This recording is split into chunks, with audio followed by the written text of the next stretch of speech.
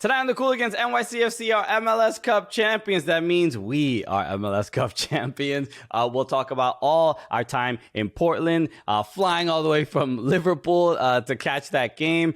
We talk about partying with the players, partying on the pitch, an absolute incredible experience. And we'll talk about the Champions League draw remix. That's right. Plus, we talked to Sean Johnson, the MVP of the MLS Cup winning NYCFC. He stopped a couple penalties. I know the most important thing is how we felt, but we have to ask him how he felt doing it. That and more today on the Cooligans!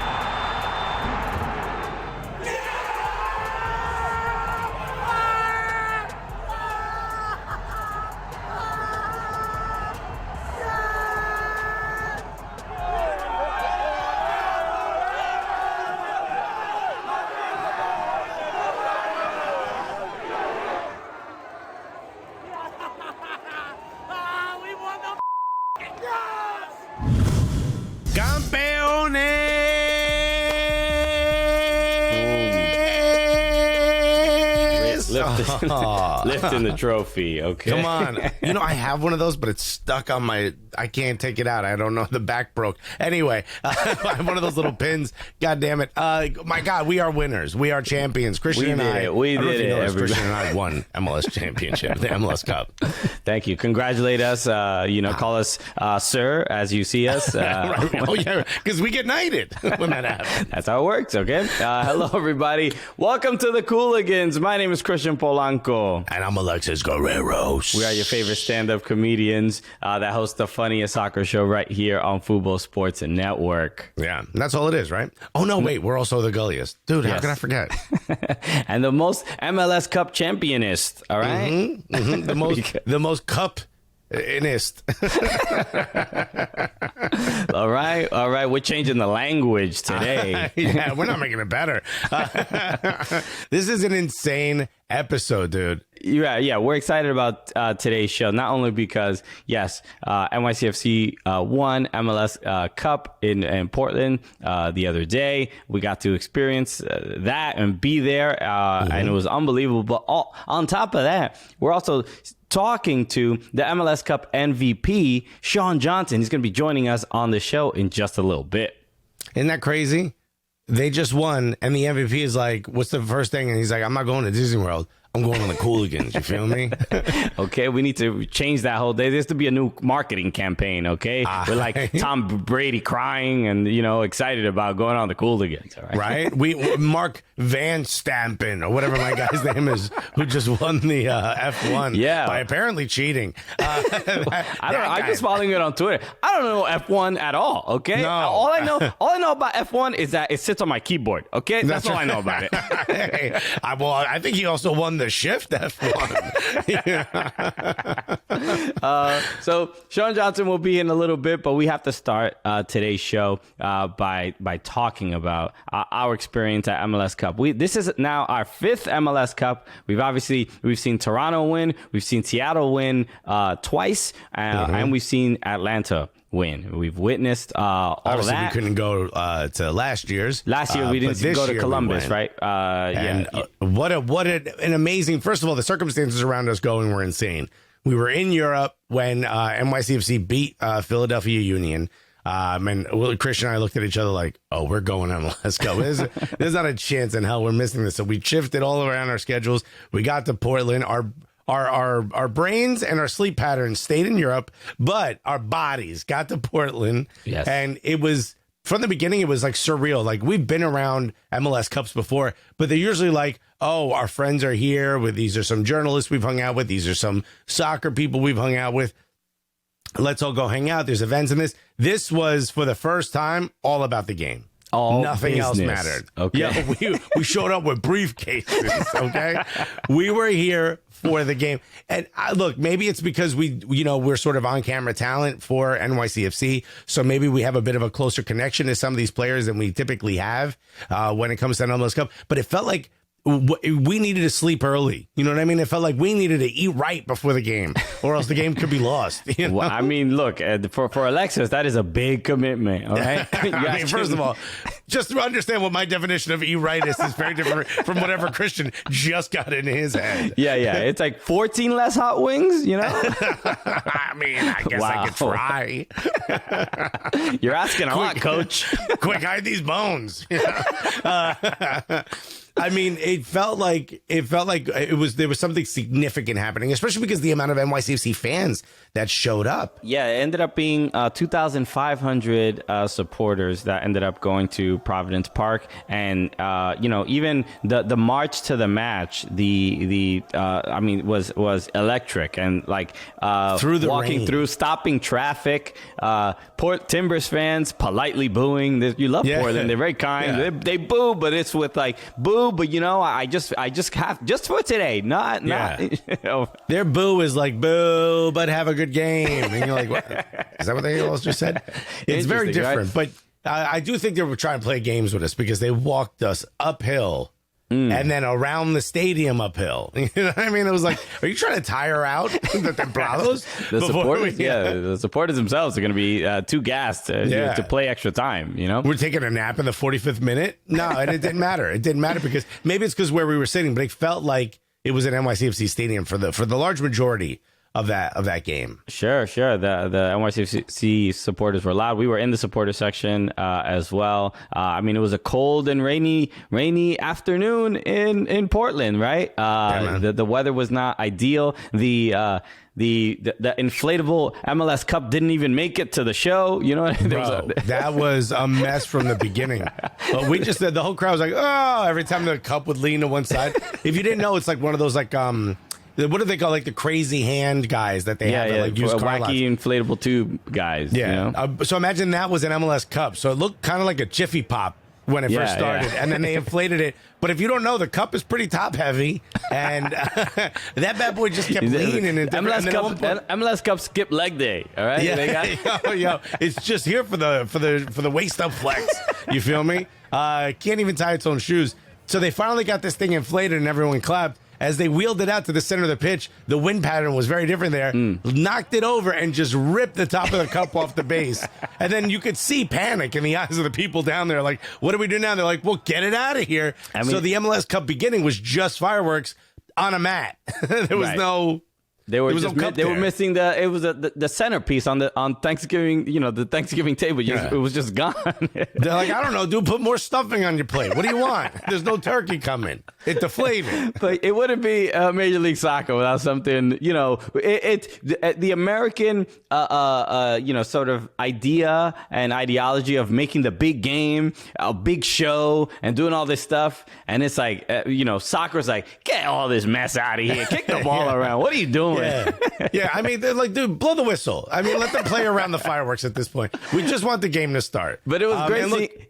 It was great seeing like 60 people scramble and get this MLS Cup, put it on the pitch, on center pitch, and then immediately get it right back off. Get it out of here before the cameras start. Also, another thing that's wildly American is the game. There was a countdown to when the match would start. Yeah. And then at some point, 10 more minutes were added to it. And people were like, what the hell? And someone's like, oh, there's a basketball game that's going into overtime. And it's like, what other country would this happen? Imagine that in England. Oh, no, there's a cricket match that isn't over. And they're like, cancel cricket. That's it. Going. The sport's done. We're done with it. Sorry, the Champions League final can't go through. The people are watching. People are watching a rugby match. Hey, everybody. I'm Ian Joy. And today I kicked it with the Cooligans. Have it!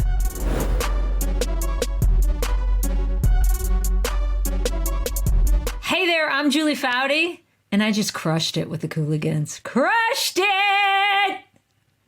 You should too. Listen to them. Watch them. They're awesome.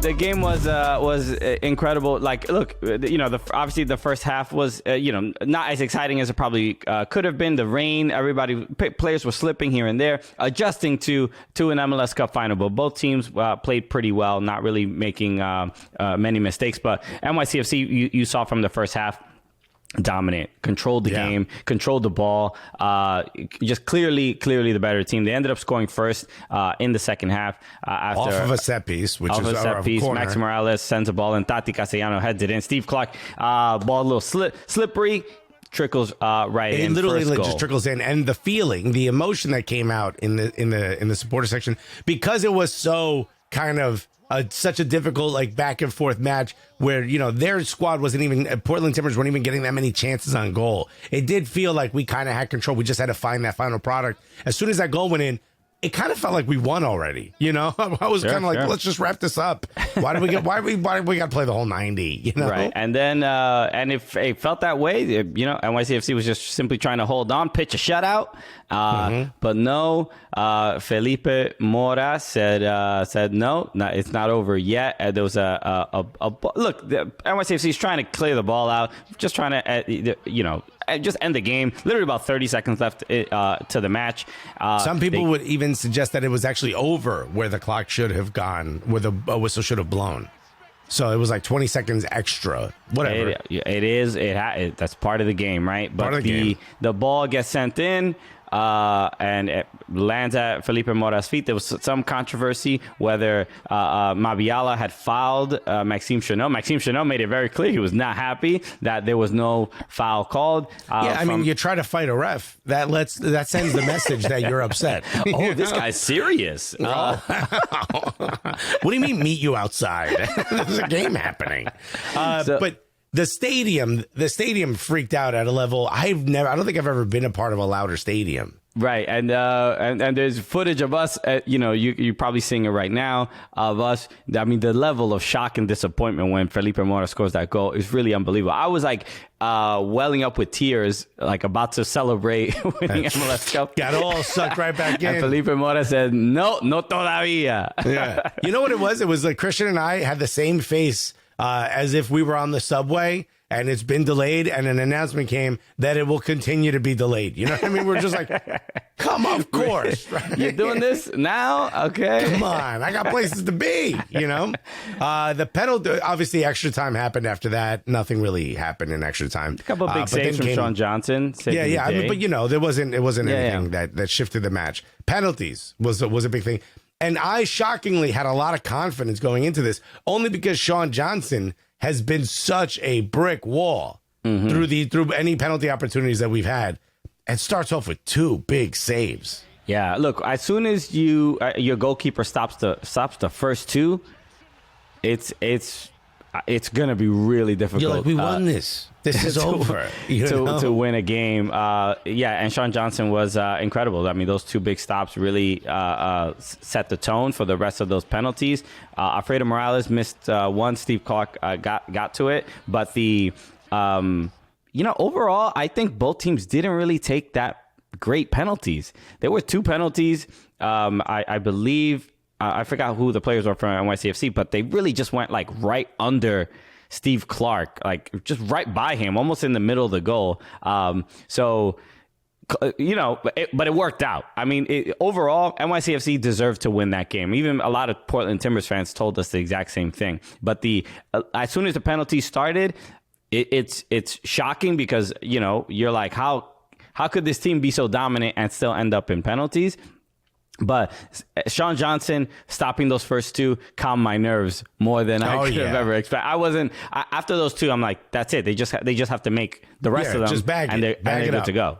And, my favorite part of all the penalties was when Alexander Collins sinks the game-winning one.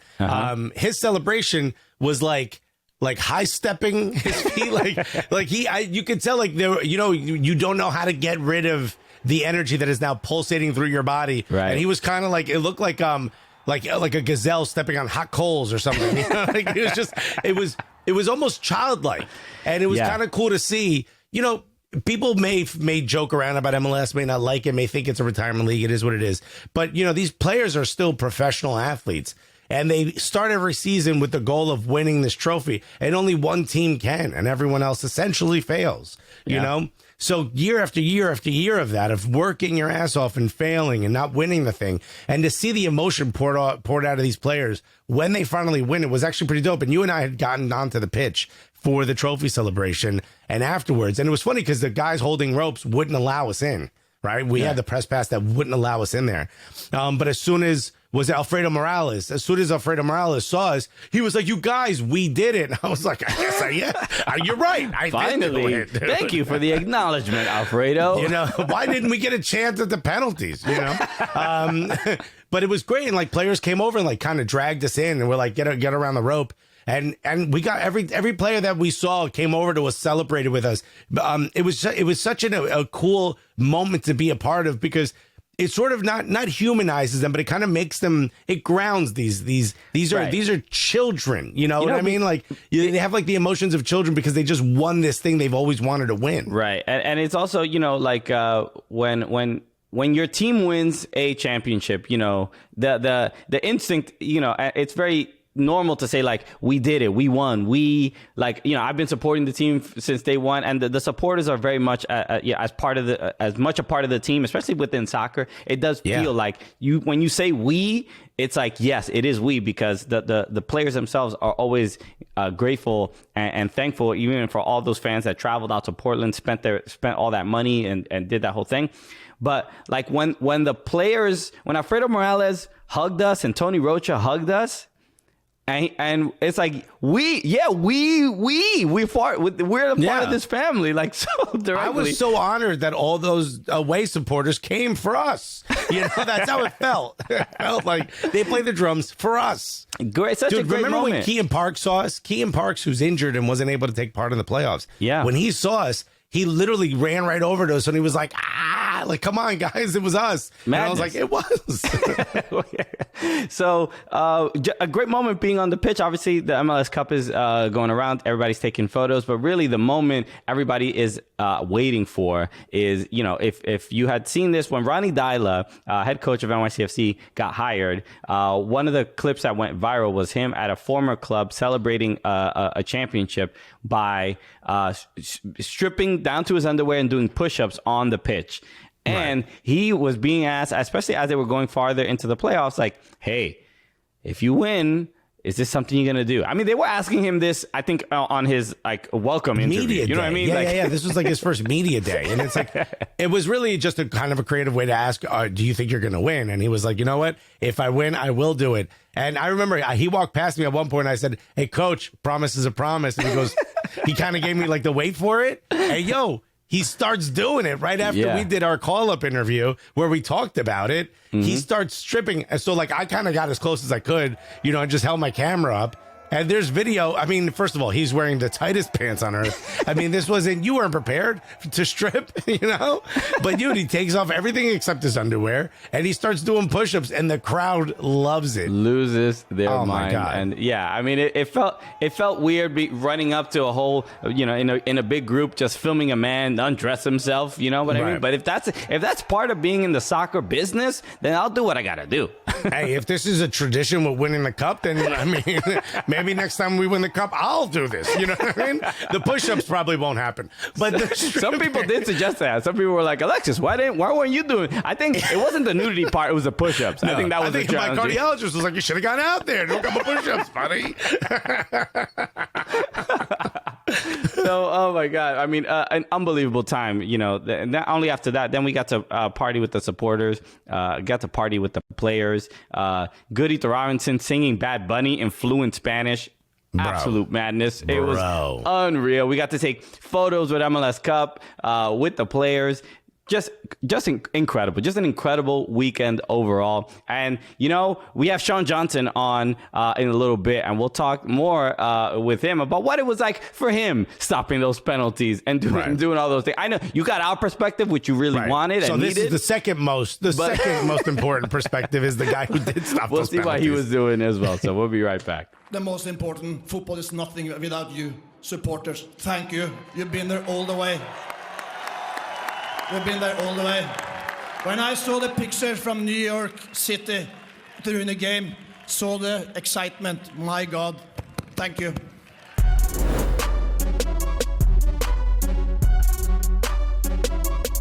All right, Alexis, we have to talk about the UEFA Champions League draw or the redraw, the redo, the remix. Okay, Yeah, the remix is what I like. I like that. Like, you know what? Let's get little baby in here to pick the balls. You know, it's like when Funkmaster Flex is like, run it back. Well, you know, you have to you always like for the 38th time. Yeah.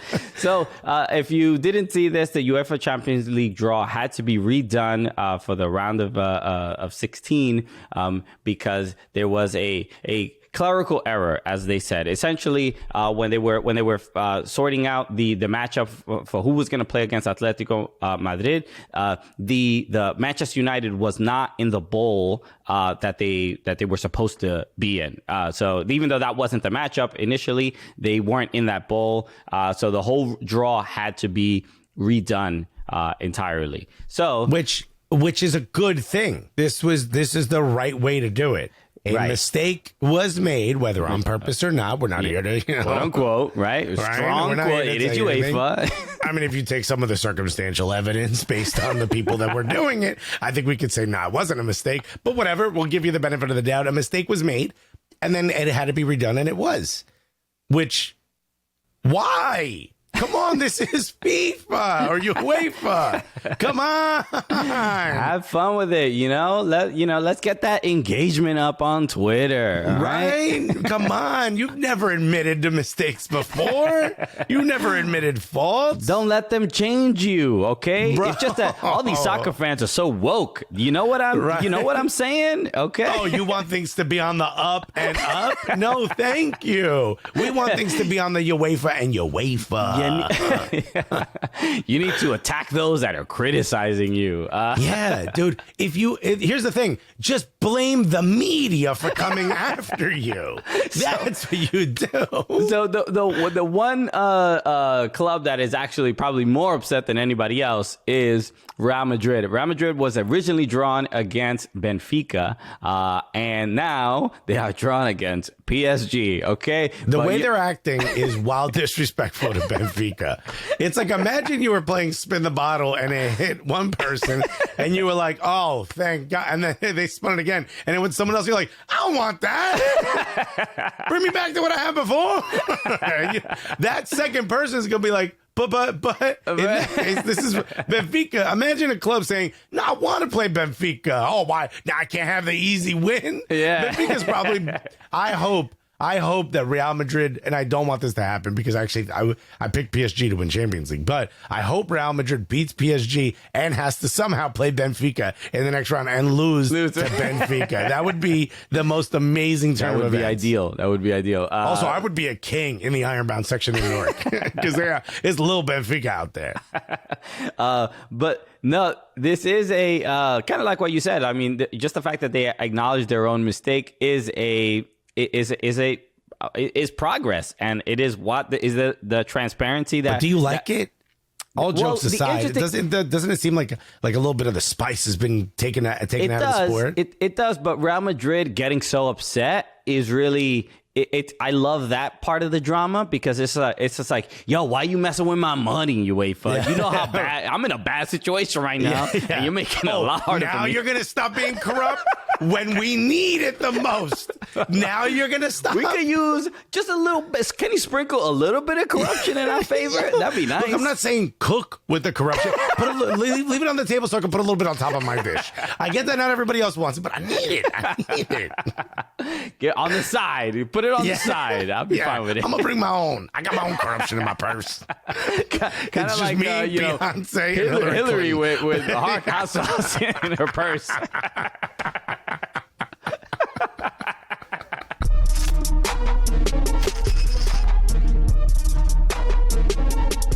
You mentioned people trying to get under your skin. Anything a player ever said to you that you can't get out of your head that you just always remember, whether it was funny or really did kind of seep in?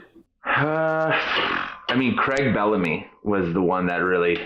Remember Craig Bellamy? Of course, yeah. He's a little Welsh fast guy, but he was like the ultimate chirper. Like, and I wasn't like a trash talker. I was just a competitor. You know what I mean? I didn't really join in too much. I just figured I had a job to do, and I didn't want to get into that like mental state. You know what I mean?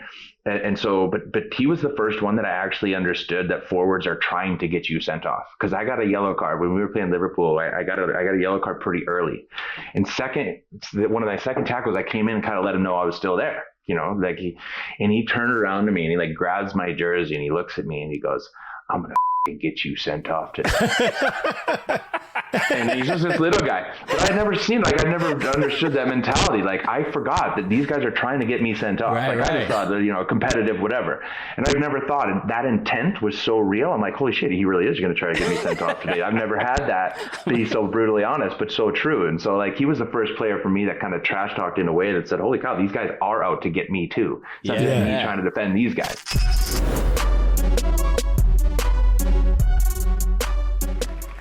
The team motto is for the city, and this team lives it out. They inspire us. They make us feel hope even in the toughest moments. This is an amazing team for the ages, and I have an official declaration on behalf of 8.8 million New Yorkers. It's the truest, clearest thing. You can see it. Look all around you. New York City is blue. NYC is blue.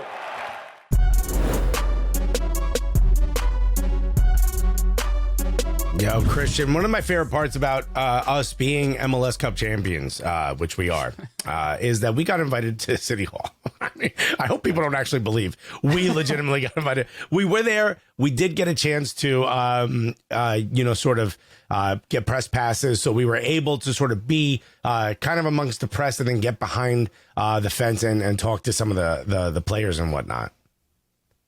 Yes. Yeah. Okay. You're like telling me something I already know. I'm telling the people listening and watching something they may not know. Yes. Look, it was an incredible experience. I mean, I was born in Brooklyn, in Brooklyn, New York. I was born in Queens, technically, but I lived there for like 6 months, and then raised in Brooklyn, New York. And being so connected with the team, watching Sean Johnson bring out the trophy, seeing all the love all the players were getting. Have you ever been to City Hall? I've not been to City Hall. No, not in that capacity. You didn't go on a for class celebration. Trip? What'd you say? You didn't do that as a class trip? You didn't go to City Hall? No, I never did, actually. Yeah, that wasn't a thing. These kids don't need it. Yeah. Weirdly, I never went to City Hall, but I did go to a federal prison as a kid. Right? And we spoke a little to scared straight. We spoke to prisoners. And I was like, but it made no sense because I was like in the honor roll. I'm like, why am I here? They're like, you see what happens to people who aren't in the honor roll? You better keep studying. So, okay, school's a little bit different in Brooklyn. All right, it was great. Dude, we went to Rahway State Prison, and one of the kids refused to get off the bus because his dad was in prison. And he was afraid he was going to see his dad. It was cool. He got to sit in the bus and eat sandwiches with the teachers. You know? And we were like, yo, you got a dad? That's cool. So yeah, to answer your question, I have not been to City Hall, but I now as a kid growing up in the City Hall is there. I mean, it's very obvious. It's where you go when you're trying to get into sort of like the Tribeca area or lower Manhattan, you pass City Hall. It's an omnipresent thing. Every champion, we've been there for women's national team parades. We've been there for Giants parades. We're both Giants fans. Yankees parades. It ends at City Hall.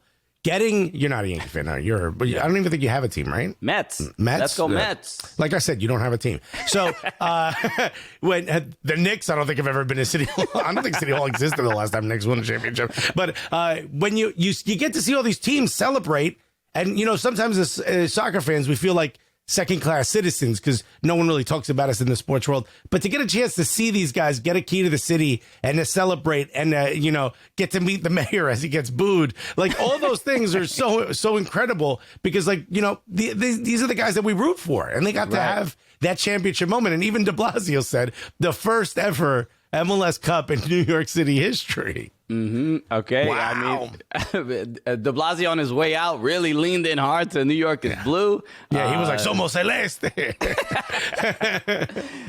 But even when CEO Brad Sims was giving his speech, when de Blasio was giving his speech, I mean, fans made it quite clear They were like, we want a stadium. There were chants, we want a stadium. We want, over and over and over. They almost didn't want to hear like blah blah blah. I don't care about all this other stuff you're saying. Flip to that index card, my G. Start right there. It'd be nice if you made the announcement right now. Okay? It would have been perfect. And I know Brad Simmons is a good dude because I would have turned around and said, yo, just before this, de Blasio said we're getting a stadium. Oh my God. He told me right there. There he is right there. Go ahead. Tell him how you feel about that. Make it very clear to him, right? But no, it was an incredible experience. Look, again, being New Yorkers, getting to see the team that we've supported since day one. We say this all the time.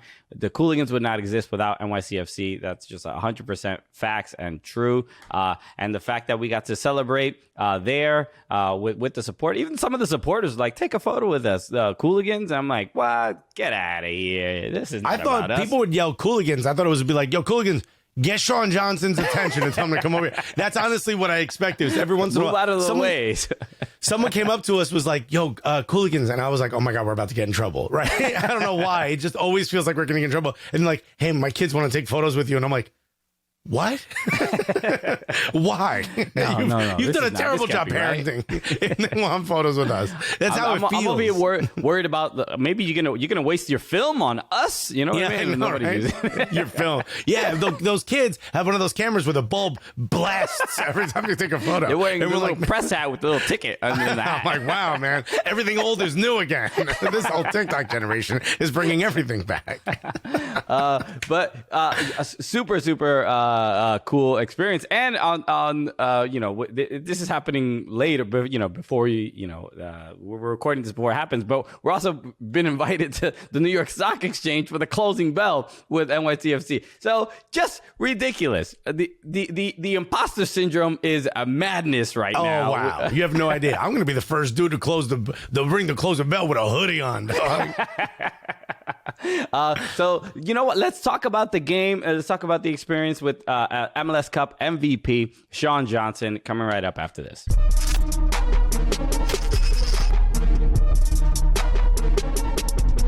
I didn't realize we were supposed to have a different voice for recording, Christian. I think we messed up a little bit. Oh, are you trying to say I don't sound professional? No. Well, as soon as our producer says record, I'm like, hey, yo, what's up? So like that's me being like Frasier, you know? Oh my God, yeah. There's professionalism is not why people come to this show. No, it's almost we're the antithesis of it. We're the other side of the cookie.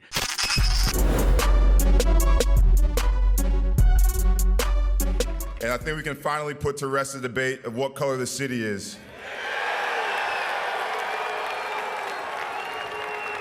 New York is blue, baby!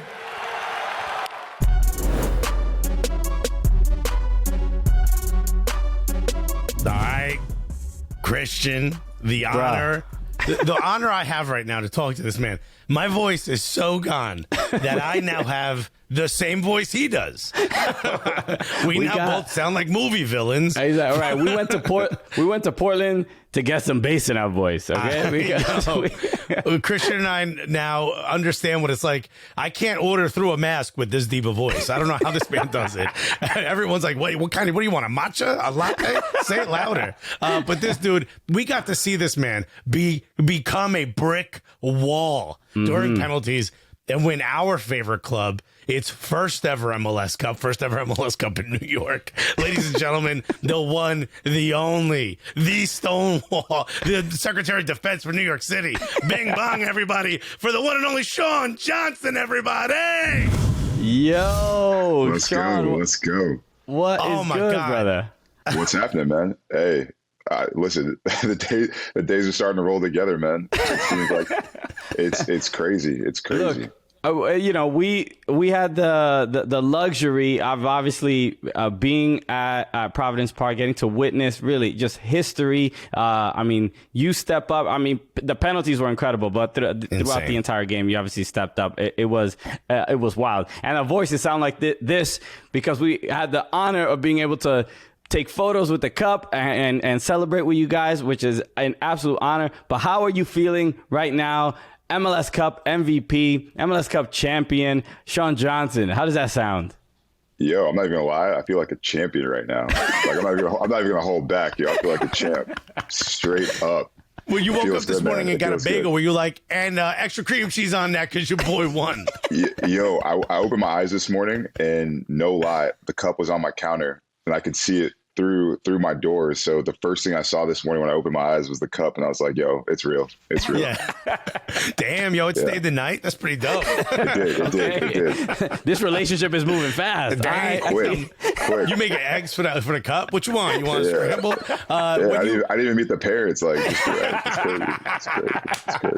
crazy. I mean, look, there's very few times that we get a chance to talk to somebody who's just won MLS Cup, but especially having known you for a little bit and being able to have interviewed you in the past and stuff, we know that this was like an important thing for you and something that you were shooting for. Obviously, every player wants to win the championship. But when it actually finally happens and you get handed that cup, what goes through your mind, that moment? Do you even remember it? Honestly, like, it's a blur. I was talking to my dad about it. I was like, yo, like, I need to watch it back. Like, all the things that happen in the moment, it's pretty surreal. It's all happening so fast. But the one moment I do remember, it was sharing the moment with Ferran when he gave me the cup. And we said the Eastern Conference Final. We're like, yo, like, this is dope. We won something, but we're not done yet. And that same run up, I was like, yo, I got to repeat this, like, run it back. So ran around the stage, ran up the stairs, down the stairs. And at that moment, I was like, "Yo, this is it." And that's when the emotion came out. It was pretty crazy, special. And obviously, look, we were there for the equalizer, which I mean, look, as fans, it was. I mean, deflating is probably the best word, but there was something to it where, yes, it was. I mean, there's no other word besides devastating, right? If you're a fan, you're like, this can't be happening, because we know the playoff heartbreak that we've experienced in the past, but.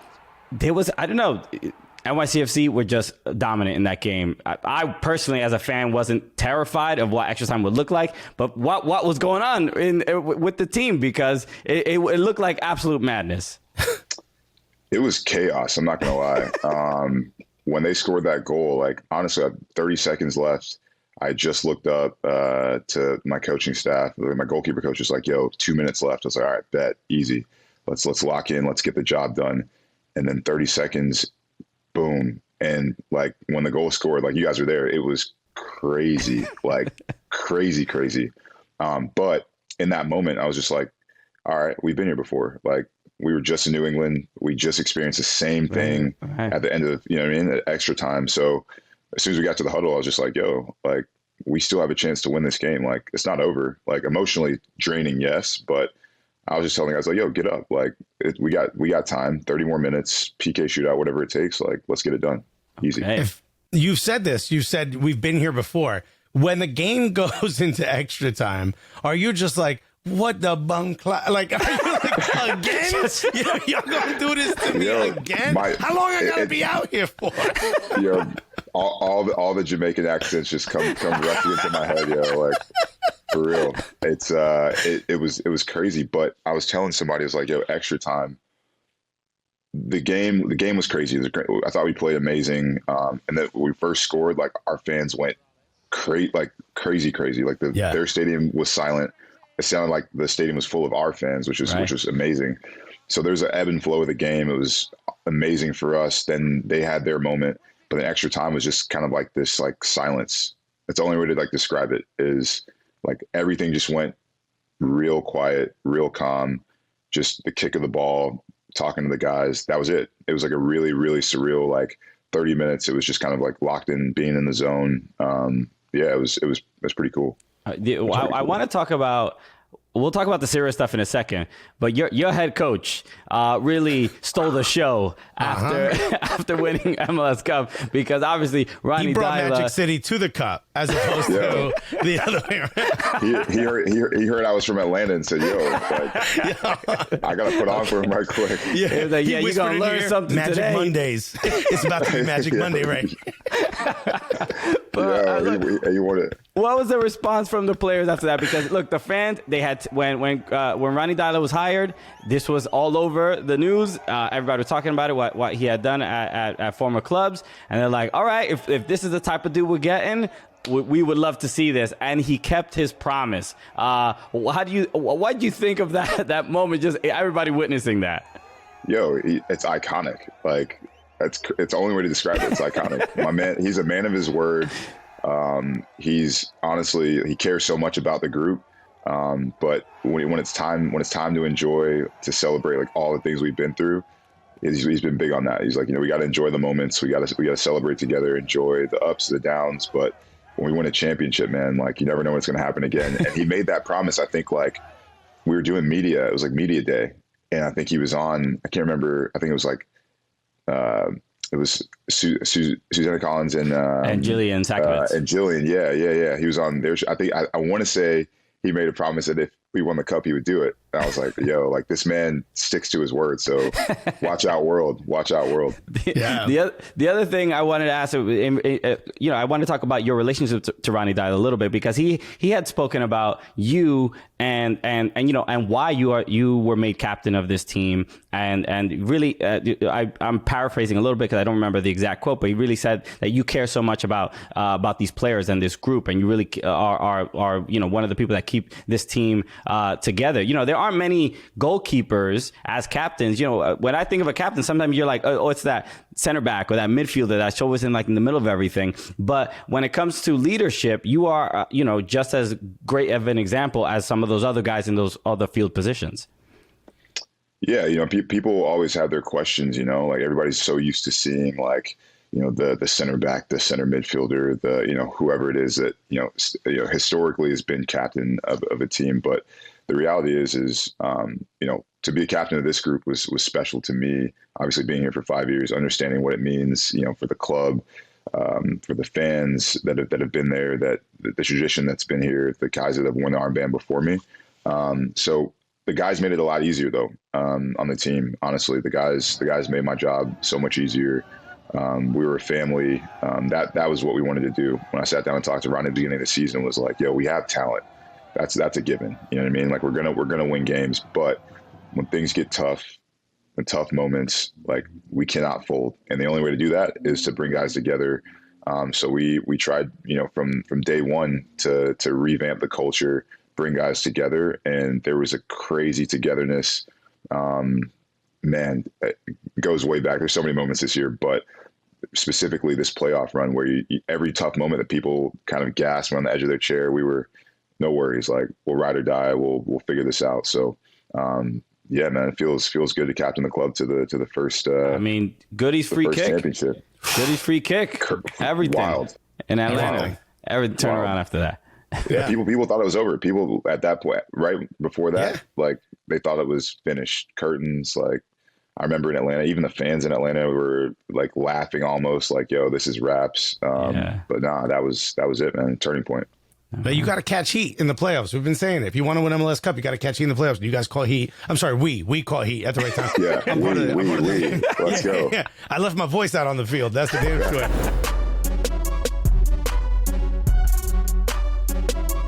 Turn it up.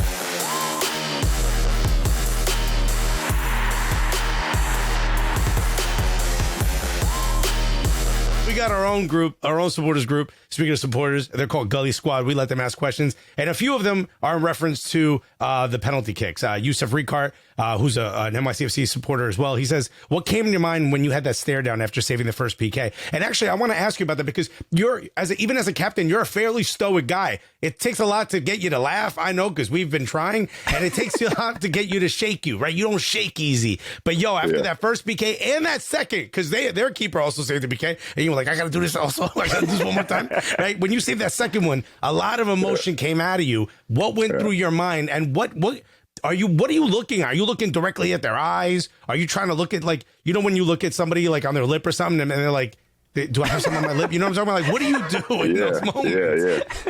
Yeah. It was wild. So the first PK, stepped up, made a save, and like that was just one moment. I was like, yo, that was one moment, still on PK shootout to go. So I was locked in. That was it. Like when I gave him the grill, I was like, yo, like it's time. Like this PK shootout's ours. And so walk back, Steve saved one. I was like, damn, we got a game on our hands now. Like got to step up again. So locked in, got back up. And when I saved the second one, like for me, saving 2 in a row, that's when the emotion came out. And I was like, nah, I was like, Portland needs to hear it now. You know, like they need to hear what it means like to be here in this moment. Because we made that our moment, man. Like that, no one can take that away from us. No one can take that away from us. And it's great, especially since, you know, penalties have not gone so well the last couple of years. You know what I mean? And to have a playoff run with two penalties and for you to step up in the way you did, unbelievable. Everybody was incredible. And in front of it's Timbers Army, in front of that section. Yeah. That's no joke. And my man Cooligans had 2 penalties at the end to win it. Like that's pressure, you know, like bro, that's crazy. A center back. He's a hero. That's his thing now. He better, my man's a he better hero. be taking the penalties for Peru now. Yeah, no. He earned it. Hey. Okay, one more question real quick. I think I know the answer to this, but this is from Thorns Fenton. He said, who was the first person in the locker room to scream bing bong? Who was it? James Sands. You already know. Okay. Jimbo. Hey, the young man on Side Talk TikTok. Good for him. I think you guys want to hear from one person that's special. I think he's got 2 special words for me. So let's bring up James Sands.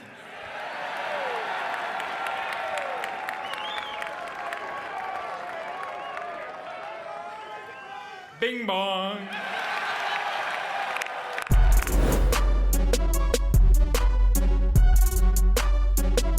Sean, absolute honor, man. Again, man, honestly, not only can we accept, look, you see that scarf up there, founding member. We've been season ticket holders since our names day one. In there. Our names are in the letters. Yeah. It's so it is the day that you gave us and then the team gave us is absolute dream come true. And the fact that we now are in a place where we're working with the club and got to celebrate with you guys, I can't. Huge. It is another level of insanity to me. So just absolutely, we can only say thank you for everything you've provided for this club in these moments, man. Of course, man. Of course, it's my honor. You guys, I've talked to you plenty of times, but to do it after lifting a cup, understanding what it means, man, it feels damn good. And hey, we'll enjoy it. We. Is it everybody? Just so you make sure you follow at Fubo Sports, subscribe to the Fubo Sports YouTube channel, follow at Soccer Cooligans as well. I know Sean Johnson, obviously follow him on all socials, follow NYCFC, but also BPC MLS. Sean does incredible work, and it was awesome to see all the BPC guys at the stadium as well supporting you. We got to talk to like Justin and Dom and a bunch of other folks. Jaleel, absolute honor overall. So this is absolutely incredible. All right, Sean, we're going to end the show the way we normally do, as is tradition. I know you got to run. You got to do a lot of other interviews, but please participate with us in this. So it's an absolute honor for MLS Cup MVP and MLS Cup champion, Sean Johnson. My name is Christian Polanco. My name is Alexis, MLS Cup winning Guerreros. And together, what are we? The Cooligans! And campeones. Hey, MVP, let's go. Let's go, brother. Let's go.